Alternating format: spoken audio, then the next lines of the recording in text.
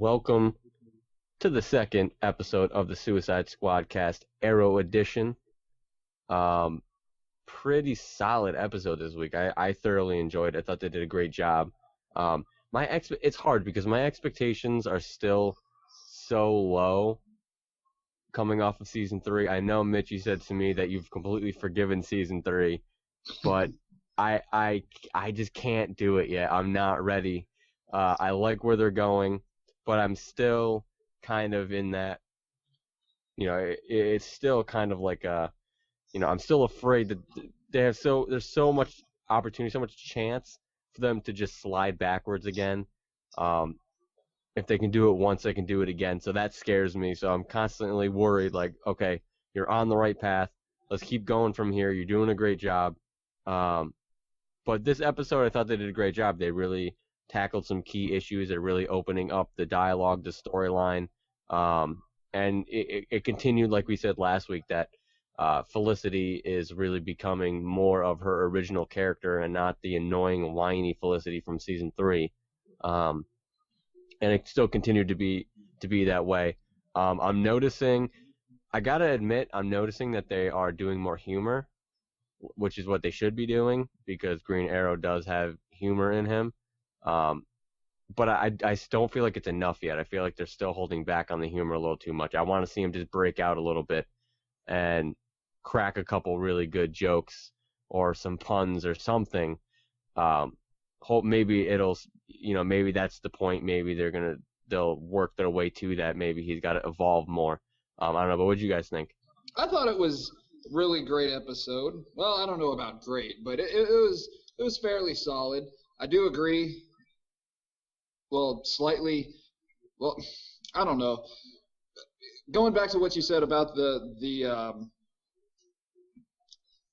them busting out the humor and whatnot. Like, I think it goes back to what I said last week of Oliver evolving from that dark character that even Diggle noticed and pointed out so very well. I don't think it wouldn't make sense for him to go from a Batman-like character to Jim Gaffigan comedian. Well, And no, I'm not saying, you well, know, no, I know, I get what you're saying, but I'm glad that it's just sprinkled throughout instead of just, oh, here's funny Arrow. Hope you like it.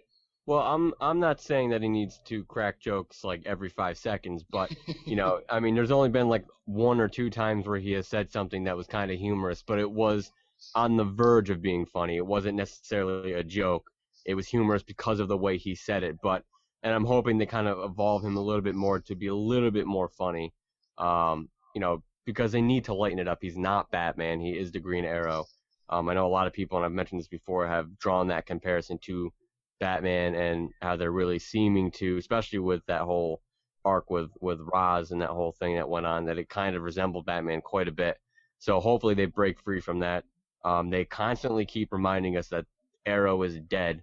I feel like that's not just the storyline for him for this series. I think that's the writer's way of letting the viewers know that they understand that a lot of people weren't too keen on Arrow, and now that they're bringing in it's almost a rebirth of the character. They have a chance to really do something great with it now. Not that it wasn't good before, but I think everybody knew that it was missing something. And I feel like the writers noticed that, and they're taking notice and they're doing things about it. Um, so we develop a little bit more. We get that team camaraderie a little bit. Um, I don't want to say Diggle's warming up to him, but I think over time it's gonna develop. Something's gonna happen. I don't know, where they're gonna have to work it out. But I agree with you. I even said this last week. I liked in last week's episode when he said to him, "You were just as dark as they were." That really struck with me because it really made this whole situation real between them. So I like where they're going with that.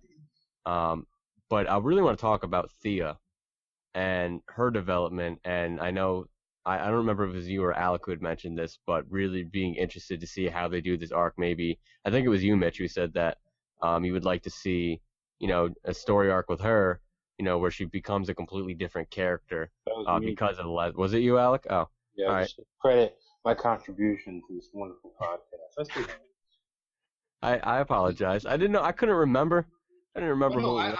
I, I Yeah, did say well, something about like I want to see it outside of just her being in the suit because right now that's the only time that the aggression comes out, and then Alec pointed out that well, yeah, because that's when the most aggression is up, and therefore that's when we're going to see a different side of her.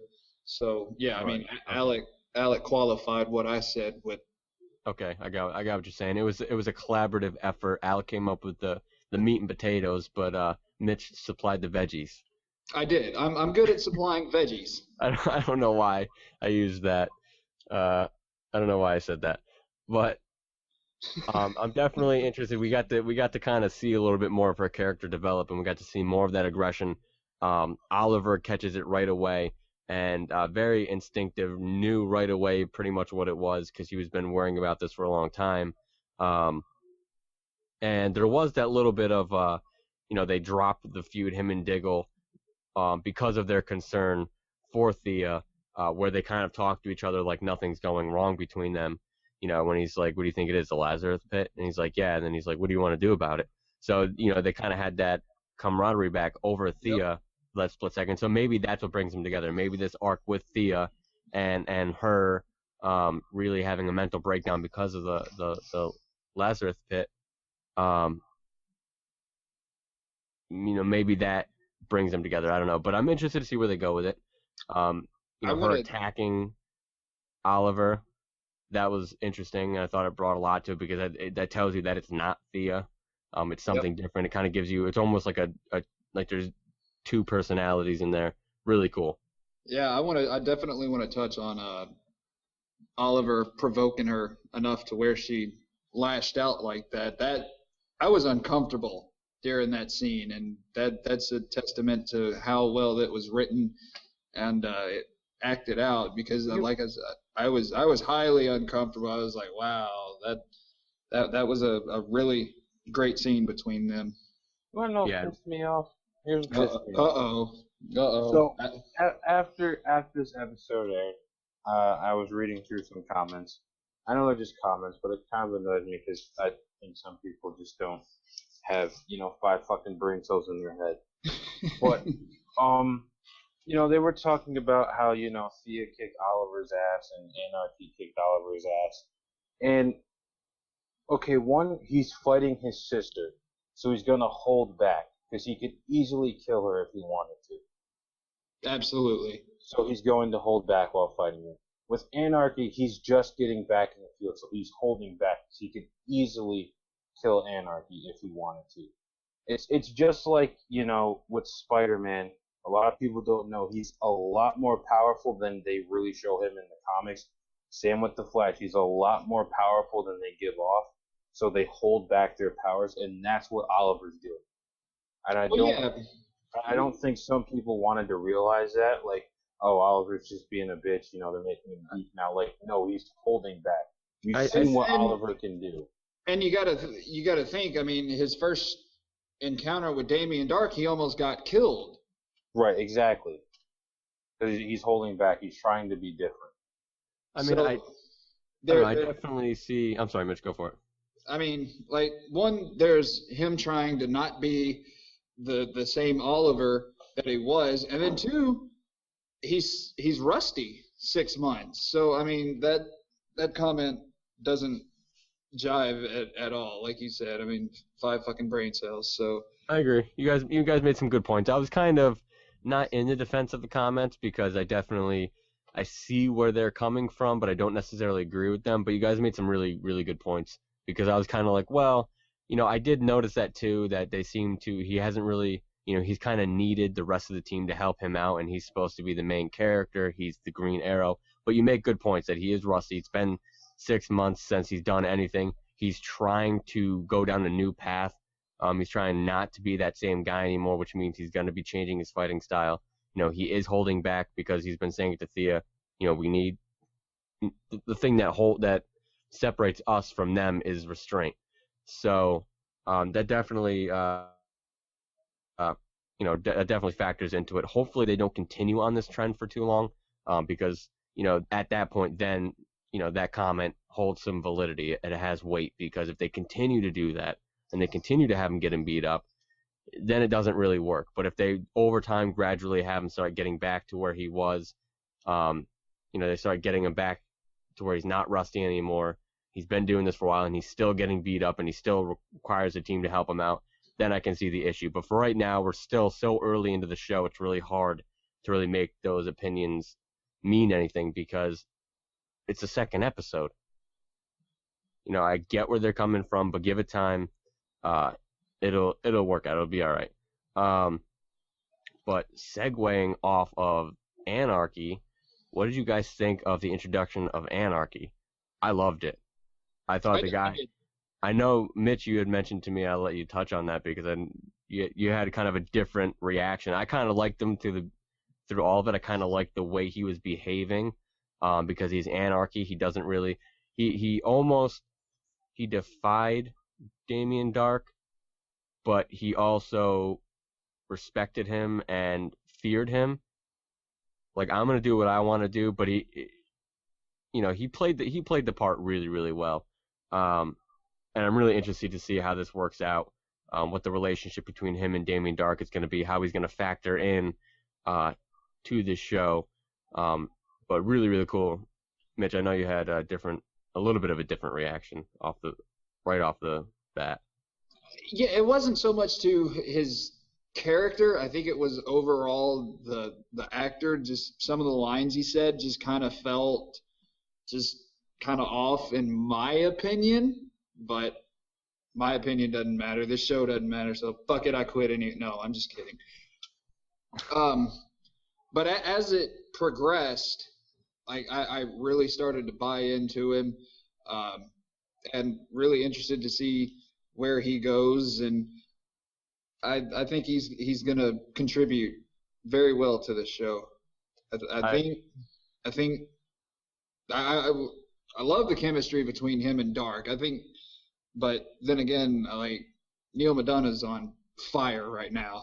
Yeah, he's fantastic. Oh my God, just everything he does is so well acted. It's ridiculous. He's so believable in the role, and he's got that.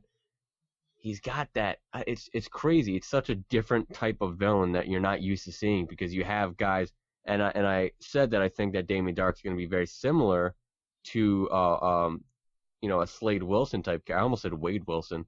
Deadpool is in Arrow? When the hell Wrong did that company. happen? When was that? Yeah, I know. Slade Wilson. I said, I think they're going to be similar characters, but you look at Slade Wilson, they're both cerebral type characters. They both were very intelligent, and they both planned out everything they were doing. But it seems like Damien Dark has more restraint. He's not just a guy. He has an end game. He has an agenda here, where you have Slade Wilson, who his end game was to destroy Arrow. Arrow doesn't really even factor into what he wants to do. He's just kind of a nuisance. Like, all right, go take care of this Green Arrow guy and get him out of my way because I got bigger plans. So it's going to be interesting to see where they go with this character, and he's been doing a fantastic job. He's so believable in his role, and the ability that he has, the character, to control the other characters in the show, the characters who've been shown to be pretty powerful, and characters who aren't easily persuaded, guys like Captain Lance, to be able to just control him, it makes you wonder, what does he have over him? Probably threatening Laurel or something like that. But to be able to have that much control and not lift a finger, I think that's the key to this guy. Is Slade Wilson, he lifted a hand, but he doesn't really do any of the heavy lifting himself. He's like Wilson Fisk. Exactly. I think I was going to compare him almost to comic book Bane. Comic, yeah. I can agree to that a little bit. Not so much. I hear exactly what you're saying with that, like Nightfall type Bane. Exactly. Yeah. Tactician Bane, smart Bane. But yeah. Not Joel Schumacher, fucking disgrace of a Bane. Oh my goodness. But Oh god. cerebral Bane that broke everybody out of prison and Arkham and Blackgate and made Batman just wear himself out and then capitalized on it. That's smart. Yeah, I agree. That's actually a really good comparison. I agree. I never even thought of that. I think both are. I think Bane and Wilson Fisk are really good comparisons because they both kind of are similar characters in that sense, where they are very cerebral. They think out their moves, they pre-plan, they have other people work for them, and then they go in for the kill when everybody's weak, and they don't put themselves out because they're smart. And this guy kind of fits that role a little bit. He's not as obvious, not as big, not as muscular, but he's got something going on, and it's gonna be cool to see where they go with him. But I love what he's doing. Anarchy's cool. I definitely see where you were coming from with Anarchy, but I like the way he developed through the episode. Yeah, he kind of really almost pleased. When he was kind of was made to look foolish. Damien Dark really did a good job. He made him look foolish, and kind of made a fool out of him for kidnapping her. And it almost like he kind of that it kind of flicked the switch, and it was kind of like, whatever, I'm gonna do whatever the hell I want now. I don't work for anybody anymore. I do my own thing. I'm Anarchy. I'm just full of destruction. I don't care who I hurt. I just want to destroy shit. That was cool, and I'm really looking forward to see where they go with that. How about Thea setting his ass on fire? That was crazy. that was insane. I was like, holy shit. And big ups to her and to Willa Holland for that acting, because the look on her face when she did that, like she was in that mindset of, I'm just gonna kill this guy, and then when he was on fire, it almost knocked her out of that trance. Yeah. Like she realized what she did and was like, whoa. And you could see there was that almost really like remorseful fear. She didn't know what to do. Oh shit, what did I just do? Yeah, and it was a perfect moment, and really, it's going to be really cool because I think that's really going to help her character out a lot, really give her character some depth, give her that really great storyline. And I think that's how we're going to get Arsenal to come back. I think that's how Roy comes back, because she's going to be out of commission for some reason. She's not going to be able to fight. They're going to need that position filled. Arsenal comes back, and then something happens there. I think that's going to be how they introduce him back into the show. But overall solid. I mean, you had the kidnapping of their mother's Moira's friend. She's running for mayor, and everybody that runs for mayor seems to die. Nobody can stay there. And I knew immediately what they were going for. It's like the Defense Against the Dark Arts position. It's cursed. Yep, exactly. Exactly. Harry Potter reference. 10 points to Gryffindor, Alec. But, I knew it was predictable because I kind of knew. I think we all kind of had an idea of what was going to happen. Yeah. And it didn't even matter at that point. I'm kind of really excited about it. But before we get into that, I want to talk about Felicity's role. At is it still called Palmer Tech? It's still currently called Palmer Tech. It'll probably be called Palmer Tech for most of the season. They could change it back to Queen Consolidated, or actually, I think it's Queen Industries in the comics. So yeah, because we know it eventually does, because going back to the season premiere of Flash at the end of the episode where Queen Industries and Wayne Tech combines. Yep, that's true. So yeah, we'll see that happen eventually. But I like her positioning. I like that they kind of stayed true to her character. She was kind of firing people, and the introduction to Mr. Fantastic, Mr. Terrific. That's what I meant. In that episode. He doesn't stretch, damn it. I know he doesn't. Well, I think in wrong company. Yeah, no, definitely. I think the second time I did that. I almost called him Slade Wilson for some reason. I know the difference between the two. Don't get me wrong. It's just they're so similar. But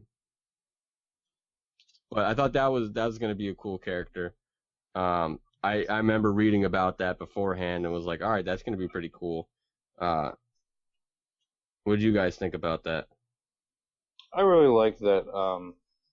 Just that whole arc in that episode of Felicity going back to Palmer Tech and then kind of giving into the board and then define the board and saying, hey, we can't do this. How are we supposed to be a company if we don't have workers? And I think it's a good role for her character. I think it's a good way to keep Green Arrow and Felicity separate and keep that romance storyline as sort of kind of a background plot, like how they did. They kind of pieced it in there in the right moments, like back at the bunker, and then at the end of the episode they put it in there, and I think it works better that way when Felicity has her own plot and you have Green Arrow on his own plot, and I think it just works so much better that way. I completely agree. Completely agree as well. We're talking about Mr. Terrific, not Mr. Fantastic. I know the difference. Fucking Mr. Fantastic. I just created a new character, by the way. Comic book to be coming out very soon. Just kidding. But that leads into the question. I know they talked about this. The Justice Society of America, JSA, coming in, and with Mr. Terrific being there, Jay Garrick being there. I think they talked about. I'm trying to remember the other characters that they talked about potentially bringing in. I can't remember off the top of my head, but I know they mentioned at least 2 or 3. Atom Smashers in the Justice Society of America. Okay, that's right. Yep, I remember that. And it would fit in Crisis on Infinite Earths. So. Yep. So that I think that definitely works out. I can't remember off the top of my head. I'm trying to remember if they mentioned that. I think they said something about Hawkman. Yeah, he'll be in Legends of Tomorrow. Is he going to be in Legends of Tomorrow? So maybe he makes an appearance on the show. So I don't know if they're going to do a Justice Society of America story arc or something. Now that they have Jay Garrick and Atom Smasher was involved, or if they're going to save that for the other shows that they have planned. I don't know. But it's definitely interesting. Mr. Terrific, interesting character. Interesting dynamic between him and Felicity. Yep. And just her taking control subtly of that company, pretty much telling. I loved the scene when she told the one of the shareholder, I forget what his name was, when she told him, no, you did all the talking and I did the listening. Now it's my turn, kind of thing. Yep. I was like, boom. Yeah, because that guy, you wanted to hate that guy because you're like, dude, shut your mouth. You don't own this company.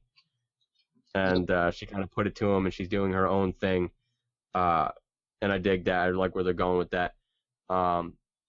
So Oliver Queen's running for mayor of Star City, and definitely pumped that they're doing that. I think it's going to work out really well as far as character development and just overall, him, the storyline of him, trying to be different from what he was. He's now the Green Arrow, and just the whole development of, they need something more than just a guy who hides in the shadows. They need somebody who can stand up for them in the light. And I think this is going to be perfect, and it's going to be a perfect way to utilize Oliver Queen, because we haven't gotten to see a lot of Oliver Queen since there really wasn't any Oliver Queen in season 3 that much. I mean, it was mostly Arrow. Season 2 even, there was a lot less. Season 1, we kind of got a little bit of Oliver Queen because they were introducing you to the character. Right. But it's been solely Arrow since then, so it's going to be really cool to kind of see them branch back out again and really separate the two characters, because I really think when it comes to any superhero, when they really give that superhero and their identity to separate characters, I think it just makes it that much more meaningful. Especially, you look at Batman, when they give Bruce Wayne his own character and they give Batman the mantle, its own character almost. It's almost like you're watching two different characters. When he puts on the cowl, it's like a completely different character. Obviously, it's similar, but you have that difference. Superman, Clark Kent, you have that difference. So you need to have that separation between Oliver and Green Arrow, and I'm glad Well, that the they're. only difference for Superman and Clark Kent is glasses. So. Well, Yeah, not I much mean, difference. if you look at it, no, that's not true. Oh yeah, but no, I mean that's the difference. True. That's You the know difference. it's true. That's Just the agree. difference between. Just I'm not. agree and move on. Listen. I'm not a diehard Superman fan, and I don't disagree necessarily. But as far as the character itself goes, Clark Kent is more. He's clumsy. He's a nerd. He's geeky. Superman is suave. So there is that separation of character. Yes, the only thing that makes them different physically and anything is just a pair of glasses, which doesn't make sense. But these are comic books; they're not supposed to make sense. I agree with you, though. I never liked that. I'm not a Superman fan, even though I am gonna be going as Clark Kent for Halloween to a Halloween party, and I'm like, because everybody with my glasses are like, "Oh, you look like Clark Kent." And then somebody invited me. I'm going to a party, and I have to dress up, and I'm like, "Shit, what am I gonna do?" Like, well, I guess I'll get like a Superman shirt and wear it under a button-up shirt, and like I don't even like Superman. I'll go as Bruce Wayne with astigmatism. There you go. There you go. One thing that really aggravated me, and I don't know if like the writers intentionally did this or not, but earlier in the episode, Laurel and Diggle were having a conversation, and to basically sum it up, Laurel was like, "No secrets between us," and then at the end of the episode, she's like telling Oliver that she's gonna take Thea to a spa, this, that, and the other. And then as soon as Oliver leaves, she's like, "Yeah, we're not going to a spa. We're gonna go to Nanda Parbat." Yeah. And I was like, you just said like 15 minutes ago in the fucking episode, no secrets, and you're already breaking that. What the fuck? Well, I actually, I agree with you. Not to interrupt, but I just wanted to point out that that Diggle also did that, where like he's bitching about Oliver lying to him and holding secrets from him, and he's like, "Are you not going to tell us about that secret either?" And then like a few minutes later, they're talking about the Hive, and then Diggle has a reaction to it, and they ask him about Hive, and he's like, "What? Do you know something about that?" And he's like, "No." I'm like, how are you flipping out on Oliver for holding secrets? How are you telling people they can't have secrets, and then you're holding secrets? Like, Yeah, I don't know if like I I said, don't know if that's intentional. I think it was. I don't know if it's intentional writing. I think it is too, but I don't know. I think it's meant to be frustrating. Like, are you shitting me? Yeah, and I got to just point out really quickly that, and this has nothing to do with the overall episode. I just really don't like the way that Laurel pronounces Nanda Parbat. I don't know if I was the only one. It's stupid and really doesn't make a difference, but she calls it Nanda Parbat or some shit like that, and I'm like, that's not the fucking name. It's Nanda Parbat. It's not even. Well, Not it's even. like how I'm like, everybody pronounces Rafe Ross. So yeah. I don't know. I just didn't like the way she pronounced it. That's just my annoyance for the week. It's a shitty opinion that doesn't matter. It didn't ruin the episode for me, but it probably ruined the episode. It would. it I probably don't even did know. somebody. Yeah. If people are people- already complaining about Oliver getting his ass kicked when he's 6 months rusty and trying to adjust his fighting style, and oh, this show is fucking shit, man, and it's not Nanda Parbat, it's Parbat. God, get your shit together, Guggenheim. Yeah. That shit, like, people, I've been reading a lot of people already shitting on the season, and I'm like, these are the same people who were like, I can't wait for season 4, it's gonna be great, and then like one episode in, they're like, this is awful. It's like, you gotta give it time. Like, they're coming back from something that was garbage, and they're trying to, they can't just ignore the storylines that they were already using. Exactly. They have to work. They have to still utilize them a little bit. They can't just pretend like they never happened. They have to kind of incorporate them and try to iron them out the best they can. So just be patient. They're doing the best they can. And these episodes, there's only been 2, but the episodes have been better so far, in my opinion, than anything they did in season 3. I actually brought episodes over to my dad's house the other night, and I was like, "Oh, you got to watch these," and because I got him into Arrow and Flash. And he hadn't seen the season finale of season 3, and I had to sit there and rewatch it again. And I was just like, oh, I'm so sorry. I'm like, this is awful. I'm like, I know what's going on. I don't want to watch this. It's awful. Just the whole dynamic sucks. It's just And I was like, you sure? I kept asking, you sure you haven't seen this yet? Maybe you just forgot. He's like, no, I haven't. I'm like, damn it. It is that bad to just kind of redact it right there. Well, it's bad. Like, I don't even like rewatching. Like, if it's a really like, I didn't mind rewatching Flash, but like if it's an episode it was pretty good. If I watch it once, I really don't want to watch it again. I'll move on to the next week's episode. So even episodes that were decent, I don't feel like watching that episode. I was just like, fuck. Like, can't believe I got to rewatch this, but I did. I made it through. I'm a trooper. Someone call me a hero. You're a hero, Matt. I'm a hero. Don't say you didn't hear it from me. I'm a hero. I'm bowing down to you. You folks at home can't see it, but I am saluting Matt. So I think overall this episode, I didn't miss anything, did I? Yes. Well, you didn't talk about the flashbacks. You didn't talk about the ending. Like, oh boy. Oh man. aha moment. Oh my lord. I did that. Yeah. Yep. If you listen to the episode of Squadcast Flash Edition, I did the same thing over there. I don't know what the hell I'm doing. You need a nap. I need a nap. I really do. Yeah, the flashback episodes. I like the fact. I don't know how I missed those. This season feels different in the flashback. It seems like they have a solid idea of where they're going with it. Yep. And unlike last season where they had the flashback episodes, but everyone seemed to be. It was almost like they planned them out and then they mixed up the order.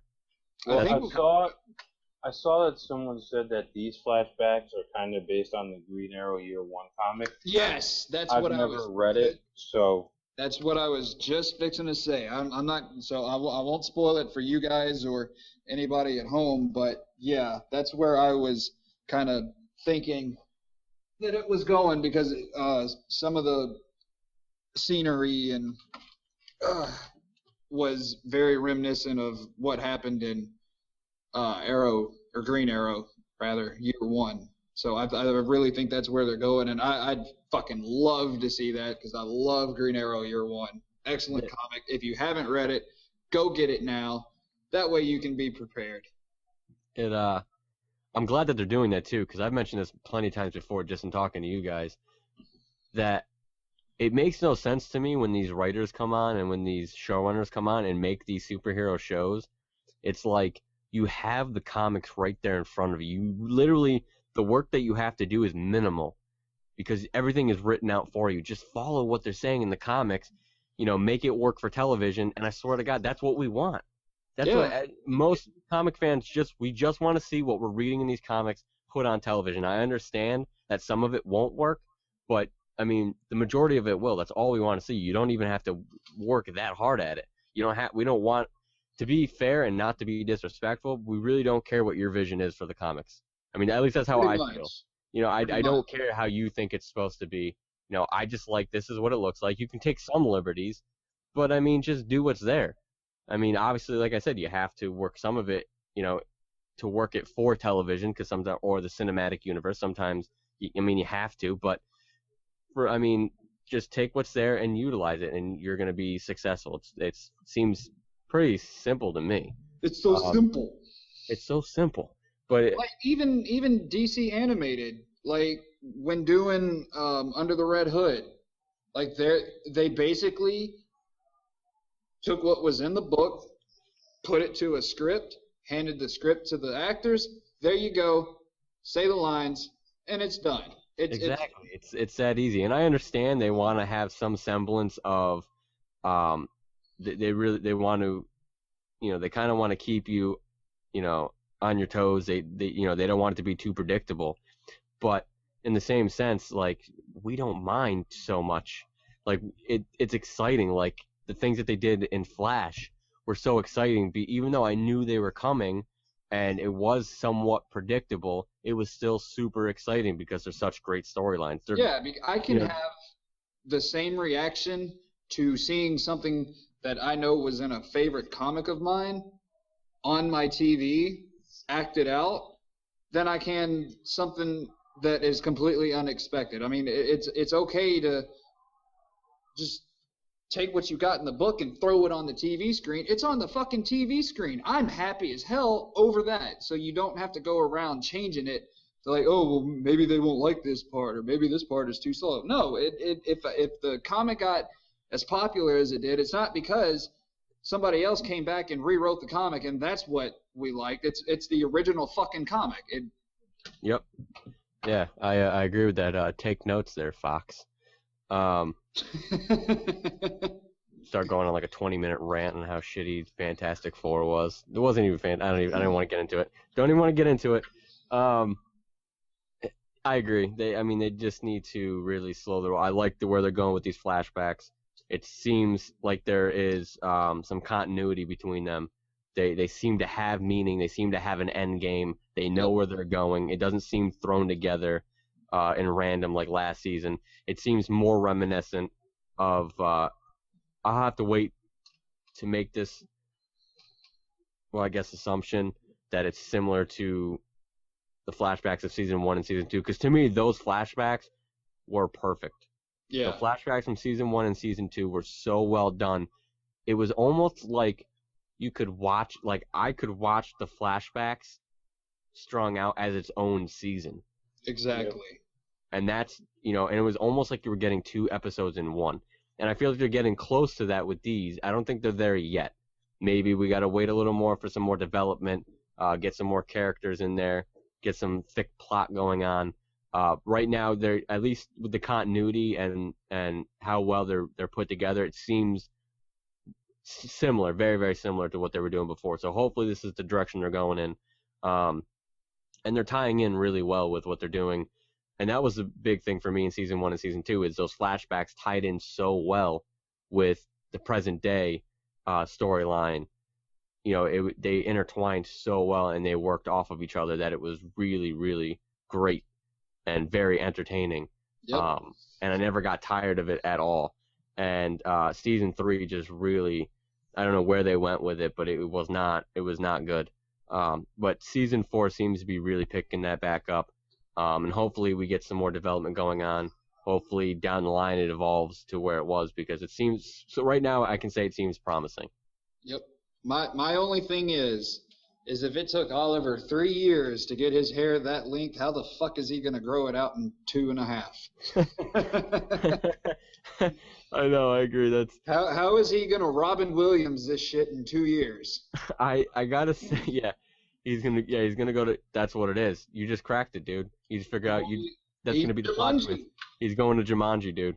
That's That's how it's gonna happen. He's going to Jumanji. That's why they brought him back, to the island because he's got to go find the game, and then he's got to go find Sarah Whittle, and he's got to play with her, and he's gonna get sucked into the game. Actually, he's not gonna find Sarah Whittle. He's going to find Slade Wilson, and they're going to play. He's got to finish his game with Slade. That's why Slade was trying to destroy the city. He wasn't trying to kill the Green Arrow. He was trying to get him to finish the game. Arrow was running away from the game. That's all he wanted. Wow. He's like, just finish this game so I can go home. It makes so much sense. Oliver is Robin Williams, and Slade Wilson is the hunter. Yep. I know it's a low budget show and I might get flack for this, but I really don't like the wig. Like I think it looks awful. Like to me, I know it's hard because it's a wig and most wigs don't look that good, but it's just really hard for me sometimes because sometimes like when they must have been filming and I don't blame anybody, but they must have been filming so much because sometimes you notice the wig has crept forward on his forehead a little bit, and it's out of line of where it should be, and it just throws me off sometimes, and I'm just like, now he doesn't have the wig anymore. What? Now he doesn't have the wig anymore, so you're safe there. What do you mean he doesn't have the wig anymore? Oh boy, Matt, buddy, go take a nap, man. Go take a nap. Is that what you mean by he doesn't have the wig anymore? He doesn't have the wig anymore. There's nothing really more to it. He doesn't have the wig in the flashbacks anymore. Oh, because he shaved his head. Okay. Wow. Wow. Okay, we need to wrap it up. I need a nap. It's late. I'm tired. I need a nap. I forgot about the flashback. That's why it didn't click with me. Oh, wait. We still got to talk about Laurel digging up poor Sarah. Sarah's dead body. Oh yeah, that's You true. You wanna know what really fucking annoyed me? I know this is gonna sound really whiny. It's just like the little like details that bother me. So Sarah's been dead for what, a year now? Yep. And Laurel just opens the corpse, the casket in the corpse, and she doesn't even like gag at the smell. Like, seriously, that corpse has been rotting for a year. Yeah. You mean to tell me that it wasn't doesn't as smell? great either as it should have been. Even though I know what they were going for because they wanted to kind of give you some semblance. It couldn't just be bones because then you wouldn't. I mean, you could assume it was Sarah, but this was more, more dramatic to be like, oh my God, it's Sarah. But I agree. Yeah, that didn't really click to me. But I agree with you. Yeah, definitely. Little things like that definitely should have gagged at the smell. But hey, maybe when they buried her, maybe Nissa had some kind of like Incense. oil. Yeah, exactly. Maybe they put incense, or maybe they had some kind of League of Assassins oil. I'm sure they have some kind. They probably sell it on Nanda Parbat. They probably sell it at the League of Assassins store. Yeah, Eau de Assassins. There we go. They sell it at the store. They got League of Assassin oils and body lotion, shower. You can buy replicas Ra's al Ghul swords, and they actually have the blood stain from when he killed Oliver, the replica. We need to wrap, man. We definitely do. All right. If you've enjoyed the nonsense that you've heard on this crazy episode of the Squadcast Arrow Edition, then make sure that you like, share, and subscribe. It really helps us out. Make sure that you follow us on Facebook, Twitter, Tumblr, join our Google Circle. All those links are in the description. You don't have to do anything but click it. Nobody uses Google Circle. Listen, shut your mouth. He's trying to rap, man. Come on. Everybody uses Google. Alec is too cool for Google Circle. Nobody uses Google Alec up. social media bullshit. Besides YouTube. Well, if you are, what if there's somebody listening and they use it and you just insulted them? Well, then they should fucking deactivate and their now they account. feel what if their self-esteem is already so low? Yeah, what if Stephen you don't even know why. Maybe they come from a bad home life. Their self-esteem is low, and you just said you literally just called them. Google you literally just called them a nobody. Maybe that's why they're using Google. Maybe that's why they're Google. They can't make Circle. friends on Google Circle. Are you fucking kidding? Maybe that's why they use Google Circle, because they came from a bad home life. You don't know, Alec. And on the opposite end, what if Stephen Amell is like a huge Google Circle lover, and he's like, I wouldn't mind doing an episode with these guys, but Alec just shit all over Google Circle. Yeah, exactly. Nobody uses Google Circle. I'm getting tired of your nonsense, Alec. You're being very disrespectful. Disrespectful to Google. So get in that description and click on the links. We're not playing this game anymore. Click on the links in the description. Jumanji's over with. And follow all this stuff. Go watch Jumanji because it's a damn good movie, and Robin Williams is the man. And make sure that you join us right back here, same time, same exact place. On Google Circle. On Google Circles. God damn it.